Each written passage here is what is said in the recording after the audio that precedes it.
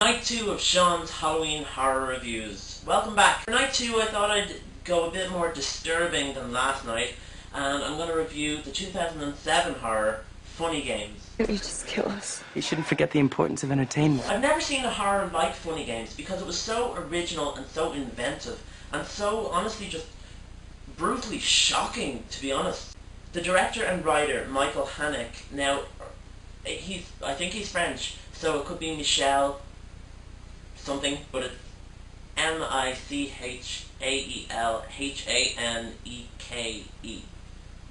So it comes up Michael Haneke to me, so I think it's Michel though. Yeah, he's the writer and director.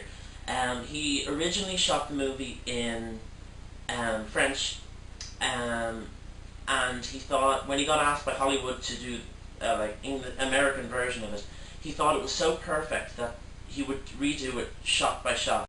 The American version stars Naomi Watts, Tim Roth and Michael Pitt. The plot is basically that this well-off family, mother, father and a son, go to their holiday home in, I think it's the Hamptons that they go to, just to get away. As they're pulling up into the neighbourhood, they see their neighbours and they stop to say hi. They notice they're a bit awkward, they're acting a bit awkward. There's two men with their neighbours and they don't know who they are, but apparently they're relatives or friends or something.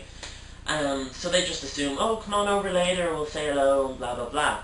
So they all get settled in the house and everything and putting stuff into the fridge, and there's a knock at the door, and one of the two guys just says, oh, would you have any eggs? There's just this threatening thing about him. There's just unnervingness about this guy, and so she doesn't know what it is about him. So he asks for more eggs, and eventually she gets really frustrated and just asks them to leave. And then one of the other guys bashes the husband with a golf club, and that's when things get interesting. The basic theme of the plot is also my scariest moment. Now, the entire film is one big scary moment, to be honest, but because there's no certain scene that you can pinpoint and say, yeah, I was terrified by that. But the basic plot of it as well is that these two guys want to play a game with the family. We're gonna make a bet now. You bet that you'll be alive tomorrow at 9 o'clock, and we bet that you'll be dead. That's the basic plot. And it's them torturing this poor family, and it's just very chilling. Very, very chilling. The type of house that they live in has, the electric gates out the front. It's that sort of house that people spend thousands, if not millions, on to protect the family when they're inside the house. But this movie sort of flips that around and makes you think that, yeah, you are protected by all this security and everything when you're inside the house, but if something bad is in your grounds, you can't get out. You're trapped.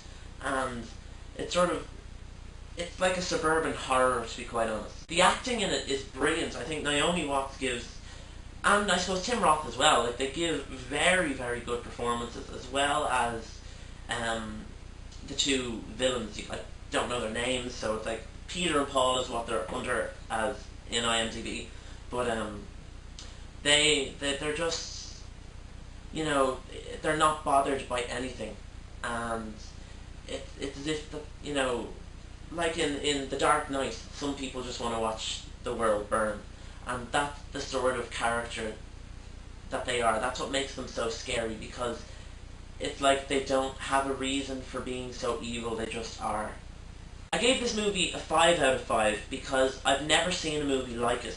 Just like the Blair Witch Project did for horror, that you'd never seen that sort of horror before.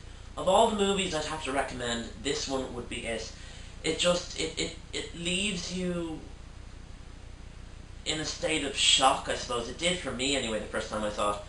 And it's I can't explain. You'd have to see it for yourself to get what I mean by it, but it leaves you in the state of shock going, how was that made into a film?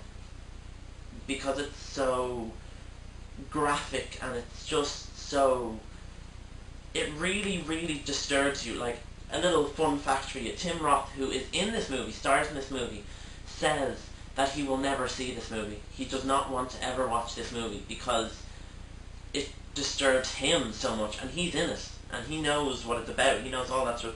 It disturbed him so much that he can't watch his own film. Guys, that's night 2 done of my reviews. Hope you've enjoyed this one as well. Tomorrow I'll be back with another one, so I'll see you tomorrow.